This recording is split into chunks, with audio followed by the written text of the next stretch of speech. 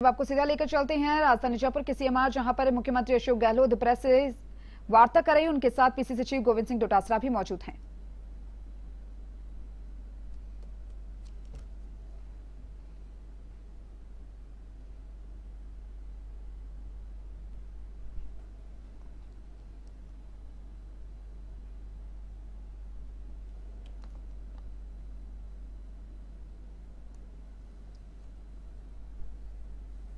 सबसे नजदीक जिनको टिकटों से नवाजा गया और जिनके ऊपर 3 राज्यों में विभिन्न धाराओं में, आपराधिक धाराओं में मुकदमे हैं, उनको पहले तो टिकट देना और फिर उनको खुलेआम कर्नाटक के बेटे, दलित के बेटे, हमारे पार्टी के राष्ट्रीय अध्यक्ष और उस पार्टी के राष्ट्रीय अध्यक्ष जिसने देश को आजादी दिलाई,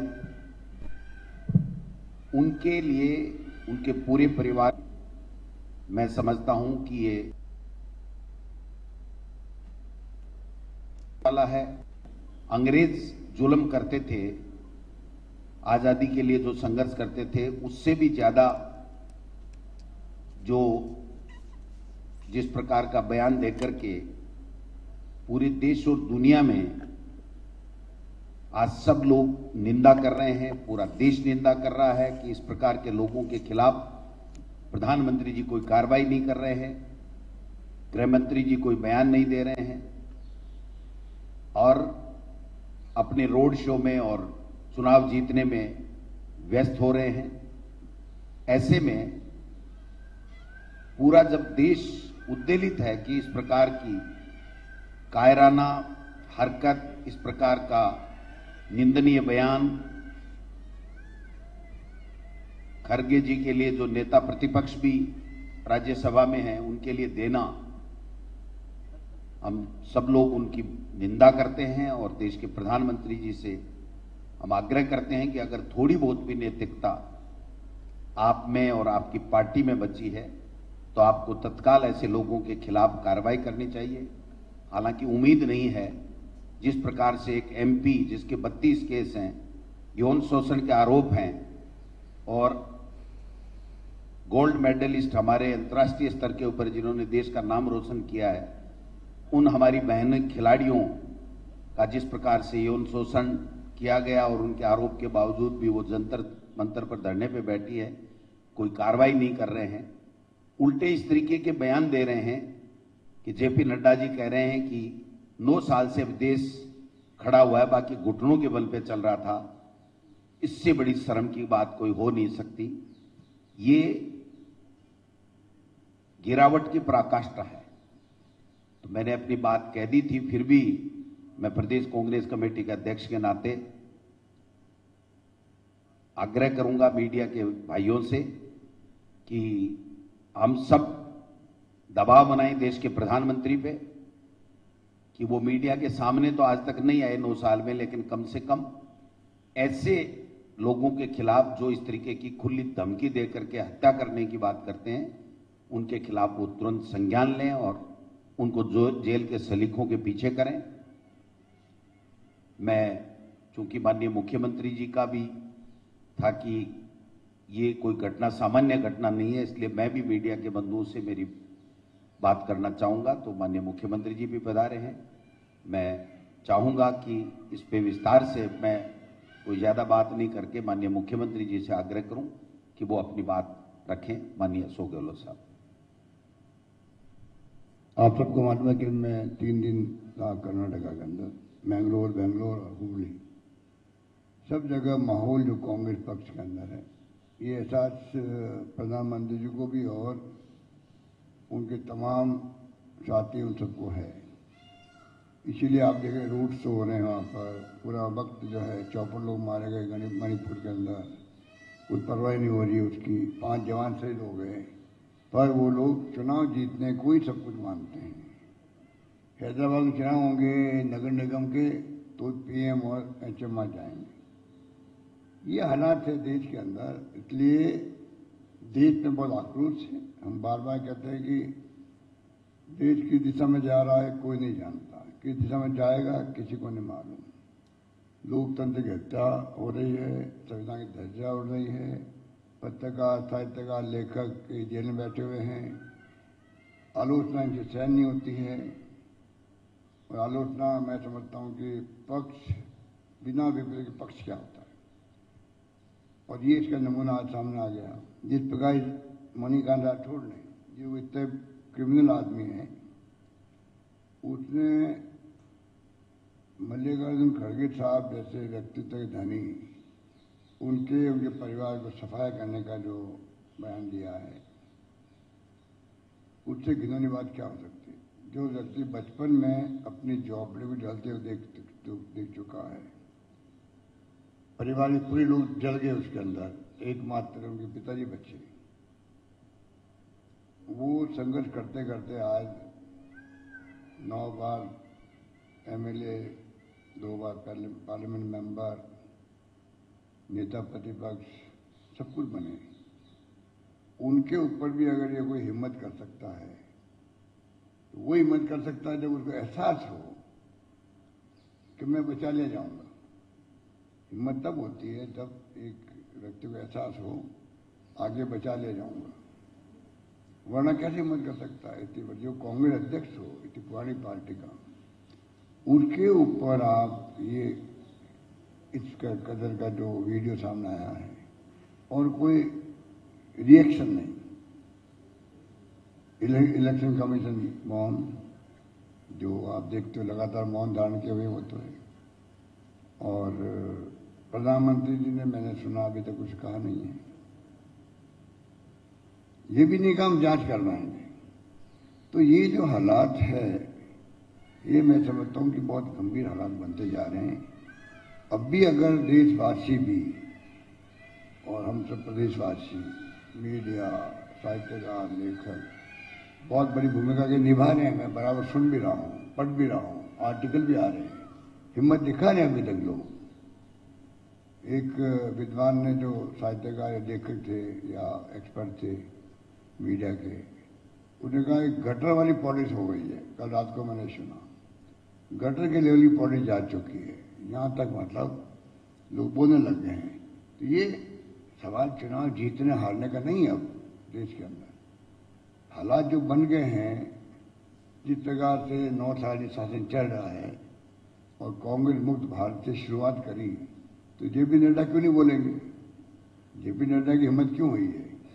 जब प्राइम मिनिस्टर खुद ही पार्टी बने हुए हैं कि कांग्रेस मुक्त भारत बना दो, मतलब एक पार्टी शासन कर लो, इसका मतलब होता है। बाकी पार्टी तो रीजनल पार्टी हैं, नेशनल पार्टी सिर्फ कांग्रेस है। अगर उसको मुक्त करने की बात जो करते हैं, इसका मतलब है कि आप एक पार्टी शासन जब देश को ले आ रहे हो, वो और भी खतरनाक है, रशिया और चाइना की तरह। इन हालातों में मैं समझता हूं कि हम यहाँ जयपुर में बैठ के बात कर रहे हैं, अलग बात है। इसी प्रकार पूरे देश के हर ब्लॉक में, हर जिले में, हर तहसील में चर्चाएं हो, जो आवश्यक है। अगर हम लोग पब्लिक को कन्विंस नहीं करेंगे या पब्लिक तक मैसेज नहीं देंगे, तो आने वाला वक्त आउट ऑफ कंट्रोल हो सकता है आपके हमारे लिए। मैं बहुत गंभीरता से कह रहा हूं, चिंता दिमाग में, दिल में रखते हुए कह रहा हूं। ये भले अभी बहुत इनका एजेंडा फिक्स है, बीजेपी आरएसएस का एजेंडा फिक्स है। देखिए, उनके लिए चिंता वजह हो ही नहीं सकता, क्योंकि जो एजेंडा उनका है उसी तरफ आगे बढ़ते जा रहे हैं, आगे बढ़ते जा रहे हैं, आगे बढ़ते जा रहे हैं। चिंता होनी देश को और प्रदेश को, और सही को सही कहे, गलत को गलत कहे। अगर वो सही है तो उनको कहे फिर सही बार आकर के, गलत नहीं कहे, गलत करने ही काम। मौन धारण करना और खतरनाक होता है। तो जितने भी हमारे बुद्धिजीवी है, साहित्यकार है, लेखक है, इंटेलेक्चुअल लोग हैं, जो राजनीतिक नेता है, कार्यकर्ता, उन सबको बोलना चाहिए।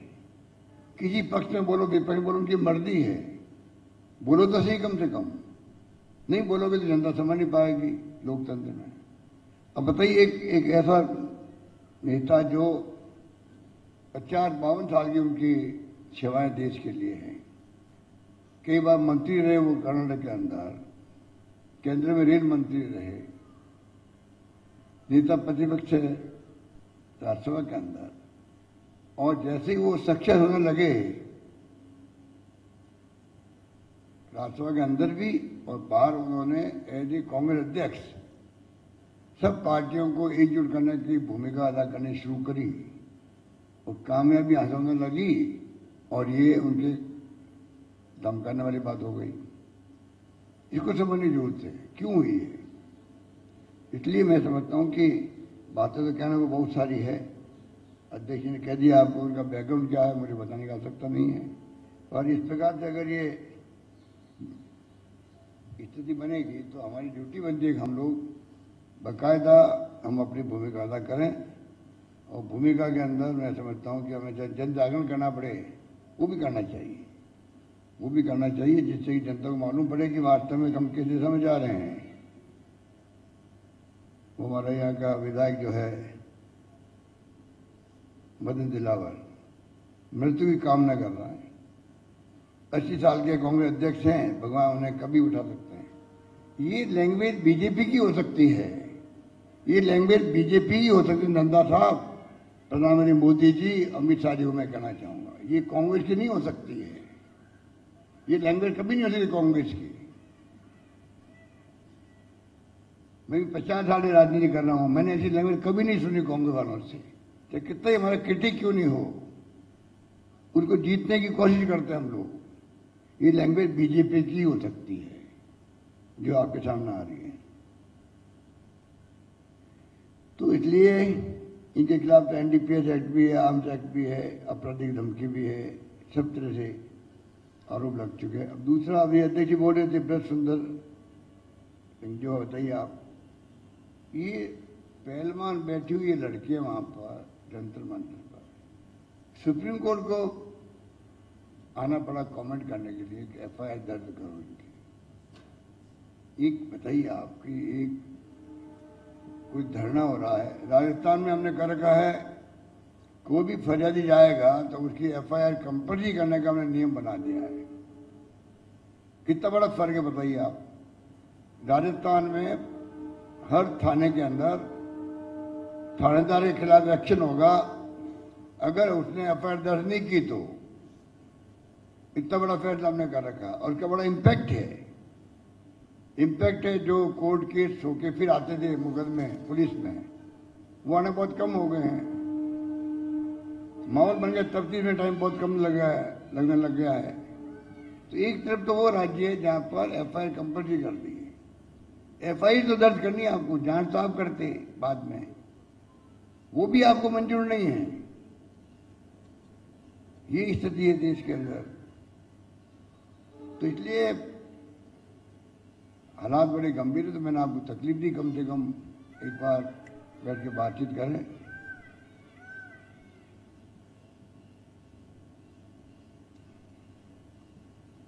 इसलिए मैंने कहा आपको कि ये बार बार हम लोग एक ही बात बोलते, देश की दिशा में जा रहा है, कहाँ जाएगा, इसमें बोल रहा हूँ लगातार, आप सुन लो, नई बात बोल नहीं रहा हूँ।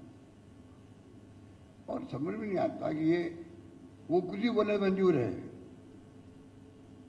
अब सोनिया गांधी जी के बारे में बताइए आप, जो प्रधानमंत्री नहीं बनी हो, खुद डॉक्टर मनमोहन सिंह जी को प्रधानमंत्री बनाया हो, उस सोनिया गांधी का मान सम्मान आज हाईएस्ट है देश के अंदर। एक महिला जो विदेशी थी, लोग कहते भाई ये कांग्रेस अध्यक्ष कैसे बन सकती है, और बनने के बाद में जिस प्रकार से उन्होंने कांग्रेस चलाई और जिस प्रकार से उन्होंने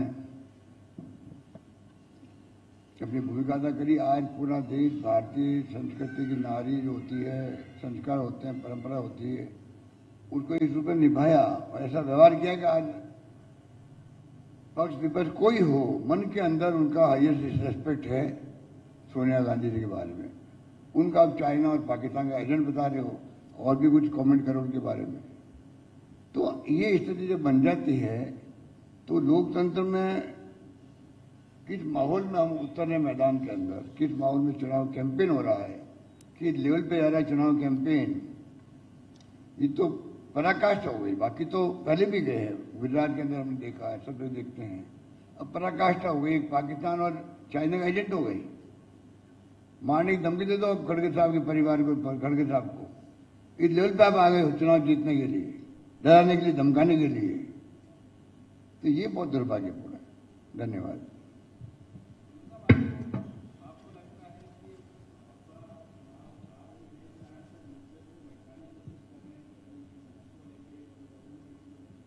ये लगता और तो क्या कर सकते, जो हालात है उस पर ये लगता है कि तो घबरा गए लोग, और वहाँ 40% की सरकार कहलाती है जिस रूप में करप्शन फतेह पा के चुका है। आम जनता नहीं, बीजेपी वाले खुद भी प्राइवेटली कहते हैं कि 40% के बगैर काम नहीं होता है।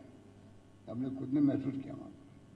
तो सीएम साहब, किस तरह से आप देश की जनता का ध्यान आकृष्ट करेंगे? सड़कों पे उतरेगी कांग्रेस पार्टी, या फिर किस तरह से जो है आप जनता का ध्यान आकर्षित करने के लिए और कदम उठाएंगे ताकि कर्नाटक तक ये मैसेज जाए कि सॉलिडेरिटी है? खड़गे जी के लिए ऐसा बोला गया तो पूरी कांग्रेस पार्टी देश के साथ खड़ी है। कांग्रेस पार्टी तो रिएक्शन दे ही रही है। अगर आप नॉन वायलेंस का रास्ता अपनाया हो आपने, तो घटना की प्रतिक्रिया होती है, वही कर सकते हैं। इलेक्शन कमीशन जा सकते हैं, मौका पड़े तो आप जुडिशरी में चले जाओ, और तो कांग्रेस क्या करेगी? बाकी तो ये है कि जनता का आह्वान करते हैं कि आप समझ जाओ, समझ भी जाओ और संभल भी जाओ।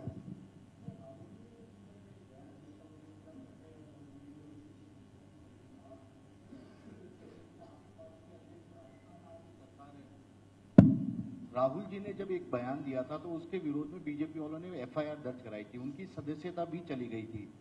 वो आपकी पार्टी के अध्यक्ष हैं खड़गे साहब, उनके खिलाफ किस तरह से उनके परिवार को जान से मारने का बयान आया है।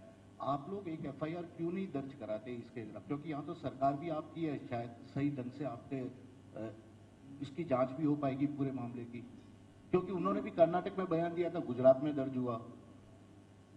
देखिए, वो अलग मामला था। मोदी ने केस दर्ज करवाया था अपने आप को ऊपर लेकर के, वो अलग किस्सा था। मुख्यमंत्री महोदय, ये उससे ज्यादा सीरियस मामला जो है, यहाँ अगर कोई पुलिस रिपोर्ट दर्ज करवाता है या ऐसी कोई स्थिति बनती है तो उस वक्त हम देखेंगे क्या करना चाहिए। ये उससे ज्यादा सीरियस मामला है और इसमें पार्टी से भी कोई लेना देना नहीं है।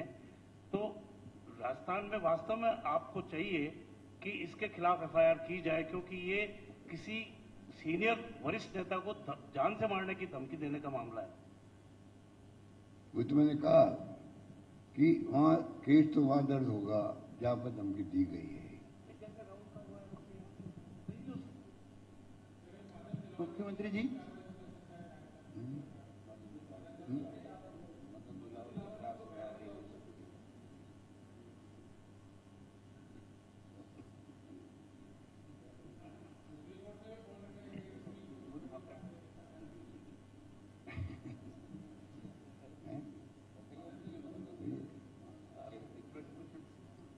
हाँ, मदद दिलावे के खिलाफ तो एफआईआर दर्ज हो गई थी ना पहले। एक बार तो भाग गया था वो। एक बार वहाँ कैंप जो है डिस्टर्ब करने गया, जैसे मालूम पड़ा कि खबर आ गई इसको अरेस्ट कर लो, तो भागे वहां से। और दूसरी बार जाके फिर ये बयान दिया वहां पर। मुख्यमंत्री जी,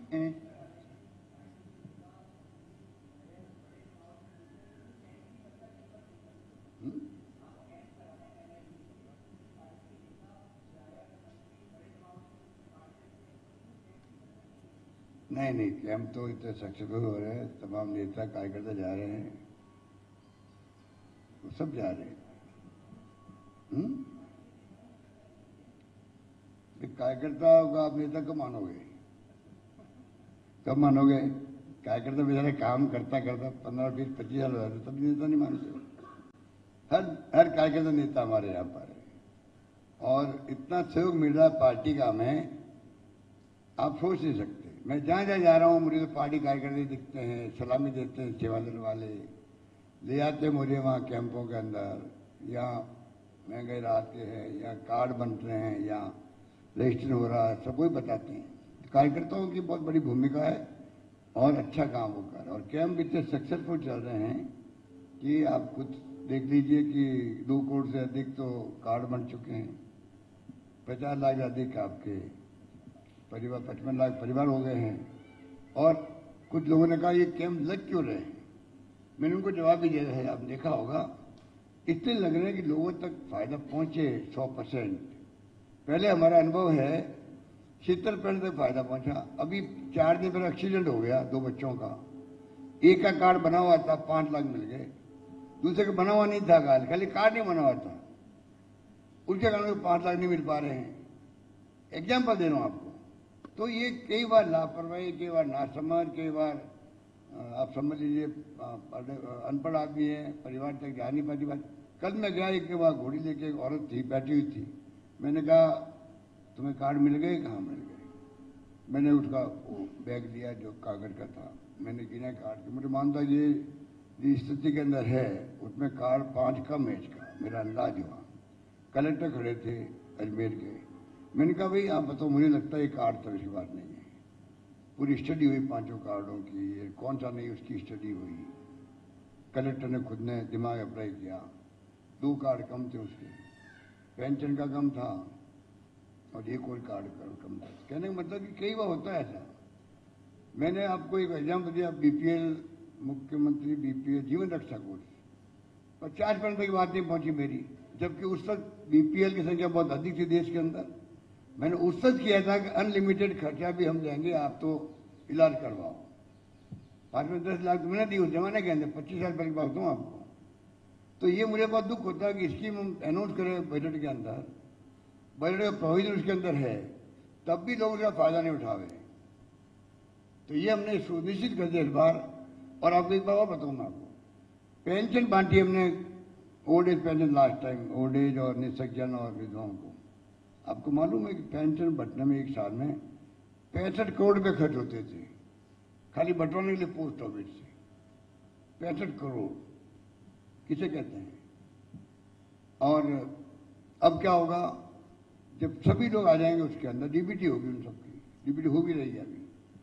तो कहने का मतलब कि लोग जो है ये कैंप लग रहे हैं, जिला प्रशासन के जो कैंप लगते हैं सब प्रशासन गाँव के संग, शहरों के संग के साथ लग रहे हैं। लोगों में उत्साह है, आगे जाके लोग प्रचार करें अपना अभियान का। इस बार इतनी अच्छी स्कीम बन गई, प्रचार अपना हो रहा आगे जाके, उसका फायदा हर व्यक्ति को मिले। और कैंप लगाए जाएंगे जब तक सब लोग नहीं निपट जाए, कैंप चलते रहेंगे।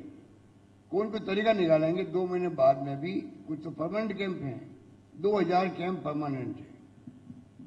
तो मैं समझता हूं कि इस बार हर परिवार तक लाभ पहुंचेगा। मुख्यमंत्री जी, एक सवाल है मेरा। आपने कहा कि प्रधानमंत्री जी मौन धारण किए हुए हैं, कई सवाल आप कह लो, मैंने जी मतलब इस इशू पर केंद्र के केंद्रीय गृह मंत्री, मैंने कहा वो कोई रिएक्शन नहीं दे रहे एक तरीके से। अब चूंकि 10 तारीख को राजस्थान में वो आ रहे हैं, आपकी कई डिमांड थी राजस्थान सरकार की, कई ऐसी योजनाएं शुरू की गई है जो आप और प्रदेश की जनता चाहती है कि केंद्रीय स्तर पर भी लागू हो, देश भर में लागू हो। क्या लगता है कि अब उनकी चुप्पी टूटेगी, कुछ बोलेंगे वहां पर? अगर आज रात को मैं 2 पत्र भेज रहा हूं, आज रात को ही मैं चाहूंगा कि रेल मंत्री जो आ रहे हैं यहाँ पर नाथद्वारा में, तो हमारी जो मावर जंक्शन से उदयपुर कामली घाट बहुत इंपॉर्टेंट टूरिज्म के हिसाब से भी, वैसे भी बहुत इंपॉर्टेंट लाइन है। आज तक वो ब्रॉडगेज नहीं हो पाई है, उसको काम को जल्दी करे। और जो संयुक्त रेल मंत्री हैं वो भी सोजत के रहने वाले हैं, और सोजत इसके बीच में आता है। इससे बड़ी बात क्या होगी कि रेल मंत्री कम से कम अपने गांव के अंदर तो जो रेल लाइन जा रही है मीटर गेज, उनको ब्रॉडगेज करने की घोषणा करे, तब तो समझ में आती बात आना उनका सार्थक होगा। तो तमाम बातें मैंने दिमाग में सोच रखी है। आज मैंने यही काम किया है, लेटर ड्राफ्ट करवा रहा हूँ। और भी रेल लाइन हमारी रतलाम से डूंगरपुर वाया बांसवाड़ा, वो वहीं आता है जहाँ मेवाड़ के अंदर जहाँ जा रहे हैं प्रधानमंत्री जी और रेल मंत्री जी। और बाकी जो सरमत्रा का मैं कह रहा हूँ बार बार, सरमत्रा करौली। सीएम सर नशीराबाद से माधोपुर, तो ये तमाम जो है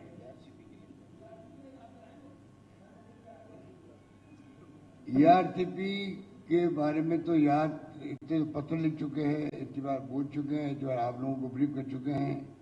मौका लगते हम तो चूकते तो है नहीं, हम तो बिल्कुल उनको बताते हैं। मौका लगते वो नहीं चूकते हैं। जो इन्होंने यहाँ के जयपुर में मैंने सुना स्टेशन पर आप बहुत ही क्या थे वो बिस्टर्ब थे।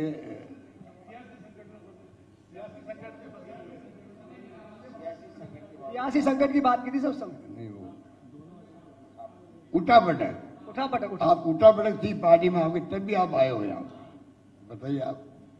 तो वो अगर उठापटक में आऊँ मैं, वो बता रहे हैं मुझे, समझा रहे हैं, मुझसे मांगे कर रहे हो आप रेलवे की, इस बात की मुझे खुशी है कि आप मुझ पर विश्वास कर रहे हो। तो राजनीति करने में उन्होंने कमी नहीं रखी। आगे भी मैं जो अवसर लगेगा उसके अकॉर्डिंग टू मैं हर मुद्दा उठाऊंगा राजस्थान जीत के देखते। सर आप महंगाई सर आप महंगाई और विकास के जरिए जनता के बीच जा रहे हैं सर, लेकिन बजरंग बली की एंट्री इस बार थोड़ा जल्दी हो गई है, पिछली बार भी आए थे। तो विकास और महंगाई के मुद्दे के साथ साथ ये जो धार्मिक इश्यूज हैं सर, ये भी एक बड़ी चुनौती रहेंगी इलेक्शन में, आपको लगता है?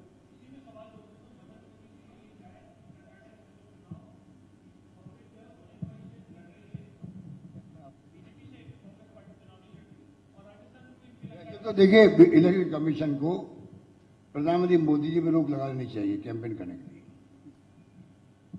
प्रधानमंत्री जी को ये आपके काम की बात आ गई है, इसलिए आप उठा देंगे। प्रधानमंत्री जी को, इलेक्शन कमीशन को प्रधानमंत्री पर कैंपेन करने में रोक लगानी चाहिए। ये तो ईमानदारी की बात कह रहा हूं आपको मैं, ऐसे नहीं कह रहा हूं। आप कानून पढ़ लीजिए। आप कोई धार्मिक हिसाब से बात करेगा इलेक्शन के अंदर, धर्म के नाम पर रोक लगती है उसके ऊपर। इलेक्शन खारिज हो जाता उसका। बेवजूद शेखावती थे, मुख्यमंत्री बन गए, 2 जगह खड़े हुए थे, गंगानगर और बाली से। गंगानगर में चुनाव हार गए, बाली में चुनाव जीत गए। वही राम मंदिर की बात करने लगे वहां पर, धार्मिक उनके खिलाफ में पेटिशन हुई, इलेक्शन पेटिशन हुई थी उनके खिलाफ में। और वो इलेक्शन पेटिशन चलती रही, उनकी मेंबरशिप जा रही थी। और जो गवाह देने जा रहा था आदमी, जो सीपीएम माइंड का आदमी था, वो आदमी जा रहा था, बस से उतारा उसको पुलिस ने, ले गए, समझाइश की कुछ भी किया और वो बच गए। भैरव सिंह जी, ये नहीं बोलना चाहिए। जो प्रधानमंत्री जी बोल रहे हैं खुल के बोल रहे, वो तो छिपा भी नहीं रहे हैं, इशारा भी नहीं कर रहे हैं। उनके ऊपर रोक लगनी चाहिए कि वो कैंपेन नहीं करे वहां पर। ये ईमानदारी की बात है। सीएम सर इससे एक जुड़ा हुआ सवाल ये है सर इससे जुड़ा हुआ सवाल है सीएम सर, इससे जुड़ा हुआ सवाल है, क्योंकि वहां जैसे ही आपने अपने घोषणा पत्र में हनुमान बजरंग दल को बैन लगाने की बात की, उन्होंने पूरा मुद्दा बना लिया और खुद पीएम मोदी लगातार हनुमान को लेके रोल कर रहे हैं। राजस्थान में वो आ रहे हैं 10 को, और जहां तक है यहाँ पर ही वो मुद्दा बनाएंगे। तो चुनावी साल में आप इसके काउंटर के लिए क्या कदम उठाएंगे? क्या आप बैन करने की तैयारी है? आप बजरंग दल को बैन करेंगे या फिर आपको जिस काउंटर में ऐसा करेंगे वो मुद्दा नहीं बना पाए? देखिए, बात सुनिए, कोई संगठन हो किसी नाम का, एनजीओ नाम रखता, अपना अपना नाम रखते हैं। चाहे भगवान राम के नाम का हो, शिव जी के नाम का हो, बजरंग दल के नाम का हो, जो और कोई नाम का हो। सवाल ये है उस संगठन की भूमिका क्या है। जो भूमिका जैसे होती है उस ढंग से कार्रवाई होती है सरकार की। जब वो दोगड़े जी हमारे त्रिशूल बांट रहे थे तो हमें मजबूर होकर के रोका, नहीं रुके तो उनको अरेस्ट करना पड़ा। तो डिपेंड करता है कि उस एनजीओ की जिस नाम का दल है उसकी मंशा क्या है। जैसी मंशा होती है उस जगह कार्रवाई होती है। और अब ये मुद्दे नहीं बनने वाले देश के अंदर। जो कर्नाटक में इन्होंने मार खाई है, ये ध्रुवीकरण करने में असफल हो गए हैं। अब ये खड़गे साहब का मामला लेके क्यों आए ये, या सोनिया गांधी के बारे में ऐसी बातें क्यों करने लगे? इतने बुखला गए कि इनका जो ध्रुवीकरण के मामले चल नहीं पा रहे इनके। और भी बजरंग बली के नाम से जो उन्होंने आह्वान किया घर घर में, वो भी चल कहाँ पाया। लोग समझ गए। अब पहले लोगों को महंगाई, बेरोजगारी, नॉन वायलेंस और गरीब अमीर की खाई, जो राहुल गांधी जी ने कहा 4 मुद्दे मेरे हैं, उन मुद्दों पर जो है आज देश में राजनीति हो रही है। और मेरा बजट जो देखोगे आप, उसका आधार पे हमने बनाया। धन्यवाद।